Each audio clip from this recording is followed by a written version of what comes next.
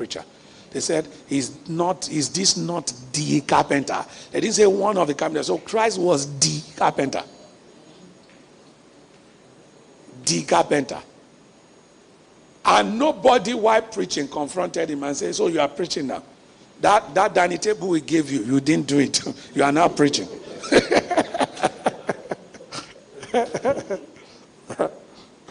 On the contrary, I think he entered into deals with people. Like, for example, the upper room.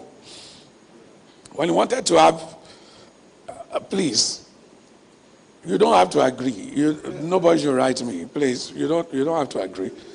I didn't say it's a revelation from heaven. I'm just using my sanctified common sense here.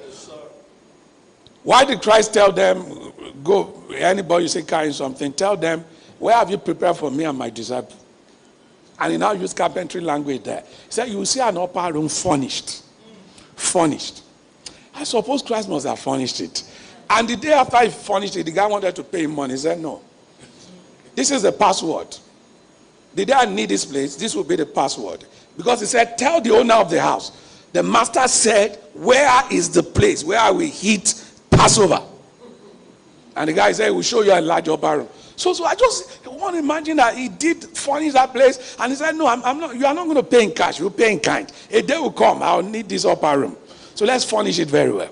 Because that word furnished popped up and came at me. I'm like, furnished. Maybe that was the last project he did as a carpenter. He said, we furnished this place, but we're coming back one day, 3.5 years later to use this place. And the password, just like the people who had the donkey, I don't know, maybe Christ made a dining table for them and they wanted to pay. He said, no. He said, the day we need these donkeys, we'll say, once somebody comes to you and say, the master has a need of it, that's the password. You must release this donkey. So when they got there, they said, go into that village. So he wasn't performing magic. There was some back-end arrangement. And he said, this is the password. You use password too. So password. Christ said, password. He said, just tell them the master had a need of it. They were untied. They said, why are you untied? Are you guys thieves? He said, the master has a need. They said, okay. We understand. Praise God forevermore. You see why it's so interesting to look at Christ? So out of all the writers, I want to choose Luke. I want to look at it from point of view of Luke. Why Luke? Luke chapter number 1. Luke again. Pastor Maury, happy anniversary. Luke again is showing us why is the right candidate for us to choose. Sister Kadugbe, it's amazing that this guy was a medical doctor.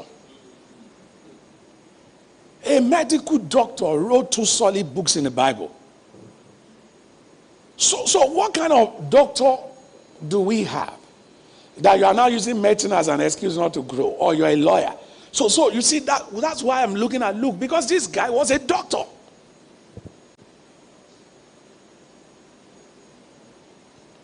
If you see his prognosis, the way he described Publius at the island, he said he was sick of a fever and dysentery. As a doctor. I mean, he looked at it very well. He said, fever, dysentery. And he was Paul's personal traveling companion.